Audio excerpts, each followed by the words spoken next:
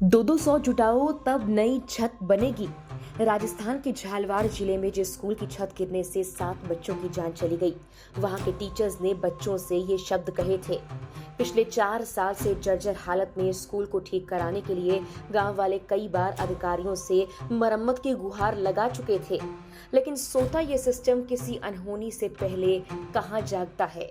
आलम तो ये था कि स्कूल प्रशासन ने कह दिया था, हर परिवार से 200 रुपए जुटाओ और मरम्मत कराओ, जिसके बाद जब भी स्कूल की हालत की बात कोई बच्चा करता तो शिक्षक यही जवाब देते। इस मामले को लेकर प्रशासन ने 5 टीचर्स और एक अधिकारी को निलंबित भी कर दिया है। न्यूज 18 में छपी रिपोर्ट के मुताबिक पिपलौदी गांव में शुक्रवार को हुए हादसे में 7 बच्चे मारे गए जबकि 22 घायल हुए। रिपोर्ट में कहा गया, गांव वालों ने बताया कि स्कूल भवन पिछले 4 साल से जर्जर हालत में था। बारिश में छत से पानी टपक रहा था और कई बार अधिकारियों और स्कूल प्रशासन से मरम्मत की गुहार लगाई गई, लेकिन कोई कार्रवाई नहीं हुई। ग्रामीण बाबूलाल ने कहा, तहसीलदार और सब डिविजनल मजिस्ट्रेट को सूचित किया गया था, लेकिन जवाब में अधिकारियों ने गांव वालों से खुद मरम्मत कराने या हर परिवार 200 रुपए इकट्ठा करने के लिए कहा। ग्राम विकास अधिकारी दौलत गुर्जर ने दावा किया कि 4 साल पहले मरम्मत हुई थी, लेकिन गांव वालों ने इसे गलत बताया।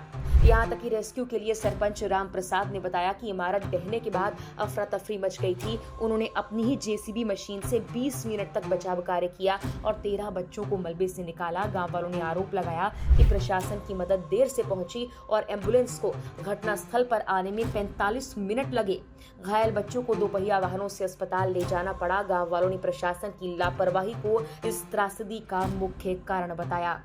इस मामले में टीचर्स को निलंबित किया गया, लेकिन सवाल ये कि जिन शिक्षकों को ऊपर से ही 200 रुपए लेकर मरम्मत कराने का आदेश मिला हो, भला वो क्या ही करते। सरकारी स्कूल की जिम्मेदारी सरकार जब लेने से ही पल्ला झाड़ ले तो फिर आखिर जिम्मेदारी कौन ले। अब शिक्षा मंत्री मदन दिलावर ने घायल बच्चों से अस्पताल में मुलाकात की। सरकार ने मृतक बच्चों के परिवार वालों को 10 लाख का मुआवजा और संविदा पर नौकरी देने की घोषणा की। नए स्कूल भवनों के कक्षा कक्ष मृतक बच्चों के नाम पर रखे जाएंगे, ये भी कहा। लेकिन जिनके घरों के चिराग बुझ गए, उनके दुख को कोई कैसे कम करे। हादसे ने राजस्थान में स्कूलों की जर्जर स्थिति को भी उजागर कर दिया है।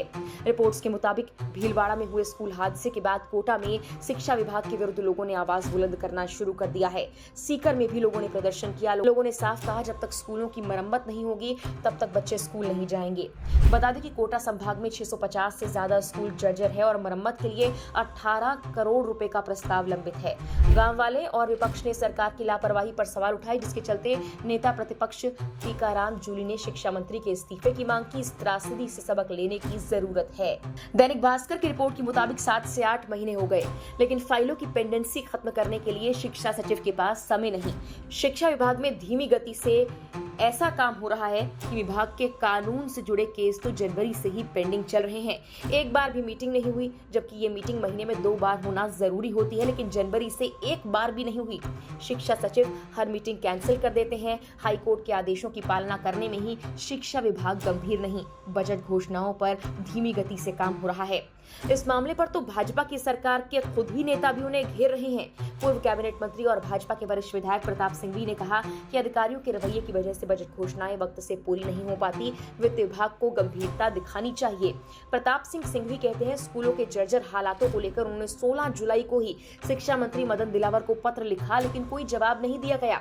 उनका कहना है कि अधिकारी लिख देते हैं कि चर्चा कर रहे हैं, फाइल पड़ी रहती है। ये मनोवृत्ति अधिकारियों की ठीक नहीं। फाइलों का निपटारा वक्त पर करना चाहिए।